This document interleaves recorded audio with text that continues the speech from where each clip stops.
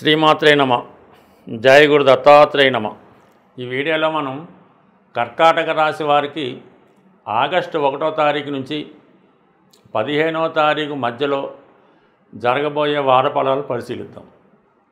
ముందుగా కర్కాటక రాశి అందే బుధాదిత్య యోగం ఏర్పడింది. ఇది ఒక విధంగా నిపుణ యోగం అంటారు దీన్నే. మరొక విధంగా బుధాదిత్య యోగం ఏర్పడడం జరిగింది. ఏదైనా ఒక రాశి యందు ఇటువంటి యోగాలు ఏర్పడుతున్నప్పుడు ఆ రాశి వారికి విజయ అవకాశాలు ఎక్కువగా రావడం జరుగుతూ ఉంటుంది. ముఖ్యంగా బుధుడు వ్యాపారకారకుడు అవటం వలన మీలో ఉన్నటువంటి సామర్థ్యానికి తగు విధంగా కొత్త కొత్త అవకాశాలు రావడం జరుగుతూ ఉంటుంది. ప్రస్తుతం చేస్తున్నటువంటి వృత్తి వ్యవహారాలతో పాటు అదనంగా వేరే ఉపాధి అవకాశాలు అంటే ధనం సంపాదించే మార్గాలు అన్వేషించడం జరుగుతూ ఉంటుంది. ఇప్పుడు ఏదో ఒక కొత్త విద్య నేర్చుకునే అవకాశం కూడా చాలా వరకు కనబడుతూ ఉంటుంది. అంటే టెక్నికల్ రంగంలో ఉన్న టెక్నికల్గా నేర్చుకుంటూ ఉంటారు. వేరే విధంగా ఉన్నవాళ్ళు వారి శాస్త్రాన్ని అధ్యయనం చేయడం, కొత్త విషయం తెలుసుకోవడం జరుగుతూ ఉంటుంది. ఇవన్నీ బుధుడు మీకు ఇప్పుడు ఏది నేర్చుకున్నా కూడా తొందరగా దాన్ని అవగాహన అవ్వడం, దాని మీద పట్టు సాధించడం కూడా జరుగుతూ ఉంటుంది. ఆల్రెడీ రాశి అందే రవిగ్రహ సంచారం మీలో కాన్ఫిడెన్స్ పెరుగుతూ ఉంటుంది. ఏదైనా సమర్థవంతంగా నిర్వహించగలనటువంటి బలం పెరుగుతూ ఉంటుంది. ఆత్మకారకుడు రాశి యందు ప్రవేశించడం వల్ల మీరు ఏదైతే జీవితాశయం ఉంటుందో, ఏదైతే సాధించాలని అనుకుంటున్నారో అది కంపల్సరిగా ఈ సమయంలో సాధించవలసి ఉంటుంది. ఇక ధనస్థానంలో కేతుగ్రహ సంచారం వల్ల కుటుంబ సభ్యుల మధ్య కొద్దిపాటి అభిప్రాయ భేదాలు రావడం జరుగుతుంటుంది. మీరు ఏ ప్రయత్నం చేసినా దాన్ని ఏదో విధంగా విమర్శించే ప్రయత్నం చేయడం జరుగుతూ ఉంటుంది. అంటే వాళ్ళ యొక్క మాటలు పట్టించుకోకుండా మీ ప్రయత్నంలో మీరు వెళ్ళడం అన్నది మంచిది. ఇక ముఖ్యంగా కుజుడు, ఈ రాశి వారికి కుజుడు యోగకారకుడు. అటు దశమాధిపతిగా అలాగే పంచమాధిపతిగా 3వ స్థాన సంచారం. ఇప్పుడు 100% కర్కాటక రాశి వారికి ఉద్యోగంలో మార్పు వచ్చే అవకాశం ఉంది. దశమాధిపతి తృతీయ స్థానంలోకి వచ్చినప్పుడు ఉద్యోగంలో మార్పు రావడం జరుగుతుంటుంది. కొంతమంది కొత్త ఉద్యోగం అన్వేషిస్తూ ఉంటారు. కొంతమంది పాత ఉద్యోగాన్ని ఏదో కారణాల వల్ల వదిలివేయడం జరుగుతూ ఉంటుంది. ఎస్పెషల్లీ వృత్తిలో ఎక్కువ ఇబ్బంది పడడం జరుగుతుంది. ఎందుకంటే దశమాధిపతి పైన శని యొక్క దృష్టి పడుతుంది. ఈ కారణం వల్ల మీరు పై అధికారుల నుంచి ఒత్తిడి ఎదుర్కోవడం జరుగుతూ ఉంటుంది. చిన్న చిన్న తప్పులు రావడం వల్ల కానీ ఏదో పొరపాటు వల్ల కానీ వృత్తిపరంగా కొంత విమర్శలు, చికాకులు, ఇబ్బందులు ఎదుర్కోవడం జరుగుతూ ఉంటుంది. మీకు ఏదైనా ఉద్యోగపరంగా ఇబ్బందులు వస్తున్నాయనిపిస్తే మాత్రం కంపల్సరీగా కొత్త ఉద్యోగానికి మారిపోవడం అన్నది చాలా ఉత్తమమైనటువంటి మార్గం. ఇక బాగా మనకి కలిసి వచ్చే అంశం ఏంటంటే వ్యయస్థానంలో ఉన్నటువంటి శుక్రుడు అలాగే గురువు 12వ స్థానంలో రావడం వల్ల ఎస్పెషల్లీ ఇప్పుడున్నటువంటి పరిస్థితుల్లో శుక్రగ్రహాన్ని కలిశాడు.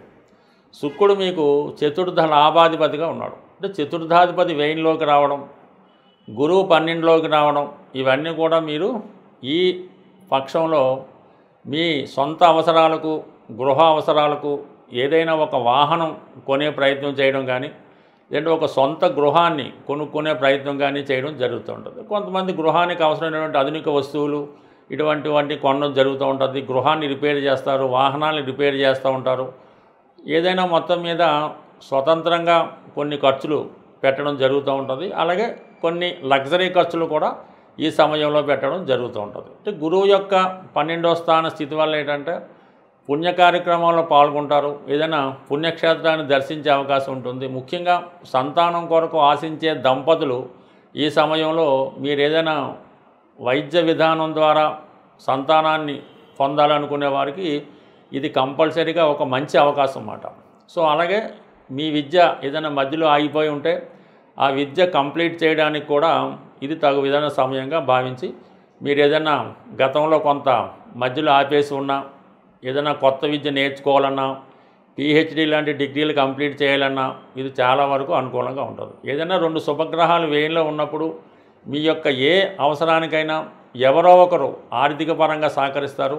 చాలా కాలంగా మీరు ఎవరినైతే కలుసుకుందాం అనుకుంటున్నారో అది మీ ఇష్టమైన వాళ్ళు అవ్వచ్చు, మీ గురువులు అవ్వచ్చు, అలాగే మీరు ఏదైనా ఒక దేవాలయాన్ని దర్శిద్దామనే మీ ఆశయం తప్పకుండా నెరవేరే అవకాశం ఉంది. ఇవన్నీ బాగున్నప్పటికీ కూడా అష్టమ స్థానంలో రాహు మీ మీద కొన్ని నిందలు, అపవాదులు వచ్చే అవకాశం ఉన్నది. భాగ్యస్థానంలో ఉన్నటువంటి శని భగవానుడు వక్రగమనం పొందడం వల్ల కూడా గతంలో క్లోజ్ అయిపోయింది అనుకున్నటువంటి ఏమైనా ఇబ్బందులు మళ్ళీ తిరిగి మొదలయ్యే అవకాశం ఉంది కాబట్టి వాటి విషయంలో కొంత జాగ్రత్తగా వ్యవహరించడం మంచిది. బట్ ఏదైనా ఈ రాశివారికి అటు రాహువు శని గ్రహాలు అనుకూలంగా లేకపోవడం వల్ల ఆ 2 గ్రహాలు అనుగ్రహం కోసం మీరు ఏదైనా శుక్రవారం రోజు అమ్మవారిని దర్శించి అమ్మవారికి కుంకుమర్చన, శనివారం రోజు హనుమాన్ ఆలయం దర్శించి హనుమానికి సింధూరంతో పూజ చేయడం వల్ల మీకు వచ్చినటువంటి ఎటువంటి ఇబ్బందులైనా ఈ పక్షంలో తొలగే అవకాశం ఉంటుంది. సాధారణంగా మన జాతకరీత్యా శుభంగా ఉన్నా నష్టంగా ఉన్నా కొన్ని పరిహారాలు అన్నవి చేయడం జరుగుతూ ఉంటుంది. అయితే మనం కొన్ని సందర్భాల్లో ఎన్ని పరిహారాలు చేసినప్పటికీ కూడా మనకి అర్హత ఉండి కూడా ఆ ఫలితం రావడం లేదంటే కంపల్సరిగా మనం నివసిస్తున్నటువంటి గృహంలో ఏదో విధమైనటువంటి వాస్తు దోషం ఉండడం వల్ల మనం చేస్తున్నటువంటి ప్రయత్నాలు ఫలించకుండా పోవడం జరుగుతూ ఉంటుంది. అందువలన కొంతమంది అపోహ ఏంటంటే మీకు ఏదో ఒక సొంత గృహం ఏదో ఊర్లోనో టౌన్లోనో ఉండడం జరుగుతూ ఉంటుంది. మీరు కారణాంతరాలు ఉద్యోగరీత్యా ఏ సిటీలోనో వేరొక ఇంట్లో అద్దెకు ఉండడం జరుగుతూ ఉంటుంది. అది కొంతవరకు మీకు అద్దెకున్న ఇల్లు వాస్తుపరంగా బాగున్నప్పటికీ కూడా సొంత గృహంలో ఉన్నటువంటి అంటే ఎక్కడైతే మీరు పుట్టి పెరిగారో మీ పేరుతోనో మీ పెద్దవారి పేరుతో ఉన్నటువంటి గృహంలో ఉన్నటువంటి వాస్తు దోషాలు మీ మీద ప్రభావం చూపడం వల్ల ముఖ్యంగా ఈ విధంగా మనం చేసే ప్రయత్నాలు విఫలమవడం జరుగుతూ ఉంటుంది. ముఖ్యంగా మీరు నివసిస్తున్నటువంటి గృహంలో ఉత్తర భాగంలో దోషం ఉండడం వల్ల నిరుద్యోగ సమస్యలు ఎక్కువగా ఉంటాయి. అందులో యజమానికి కానీ సంపాదించే వాళ్ళకి పని లేకుండా పోవడం జరుగుతూ ఉంటుంది. అలాగే వాయువ్య దోషం ఉన్నప్పుడు వివాహాలు జరగడం చాలా ఆలస్యం అవుతూ ఉంటుంది. వచ్చిన సంబంధాలు వెనక్కి పోవడం జరుగుతూ ఉంటుంది. ఇక నైరుతిలో దోషం ఉండడం వలన ఆ యజమాని మూర్ఖత్వంగా ఉంటూ అసలు వాస్తుని కానీ దేవుణ్ణి కానీ భగవంతుని కానీ ఎవరిని నమ్మకుండా ఒక మూర్ఖ పట్టుదలతో ఉంటూ ఆ విధంగా పెళ్ళిళ్ళు చేయకుండా ఉద్యోగాలు లేకుండా ఇబ్బంది పడడం జరుగుతూ ఉంటుంది. అయితే ఆగ్నేయ దోషం వల్ల ఏంటంటే స్త్రీలకి హెల్త్ పరమైన ప్రాబ్లమ్స్ రావడం, ఆ కుటుంబంలో మగవాళ్ళు వ్యసనాలకి అలవాటు పడడం, ఎవరైతే పిల్లలు ఉన్నారో వాళ్ళు పెద్దవాళ్ళని ఎదిరించడం, ఏ ఉద్యోగం చేయకుండా తల్లిదండ్రుల మీద ఆధారపడి ఉండడం, ఈ విధంగా కుటుంబంలో మన గృహంలో ఉన్నటువంటి అష్టదిక్కుల మీద ఏ దోషం ఉన్నా ఒక్కొక్క దోషం ఒక్కొక్కరి మీద ప్రభావం చూపడం జరుగుతూ ఉంటుంది.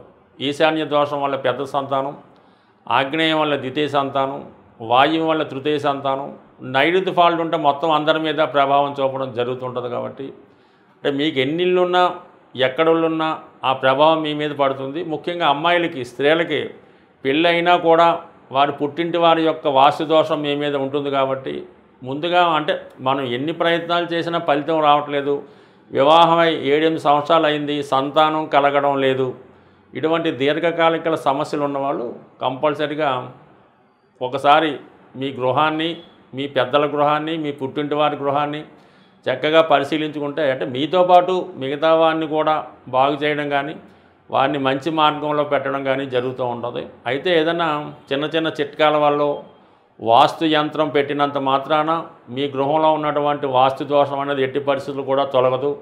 దాన్ని ఫిజికల్గా సరి చేసుకుంటేనే మనకి వాస్తు సరి అవుతుంది తప్ప అది ఏమాత్రం ఈ మధ్యకాలంలో వచ్చినటువంటి వాస్తు యంత్రాలు పెట్టినా చిన్న చిన్న జిమ్మికులు పెట్టినా కూడా సాల్వ్ అయ్యే అవకాశం లేదు. వీటన్నిటికన్నా ఎక్కువ వీధిపోటు ప్రభావం ఉంటుంది.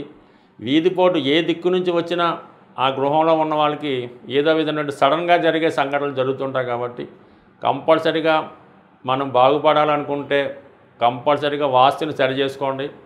జీవితాలు 100% నా అనుభవపూర్వకంగా నేను చాలామందిని సరిచేయడం జరిగింది. వీళ్ళంతా కూడా ఇప్పుడు సక్సెస్ఫుల్గా ఉండడం జరుగుతూ ఉంటుంది. బట్ ఏదైనా ఫిజికల్గా సరి చేసుకోవాలి తప్ప వాస్తుకి యంత్రాలు అయితే 100% పనిచేయవు. స్వస్తి.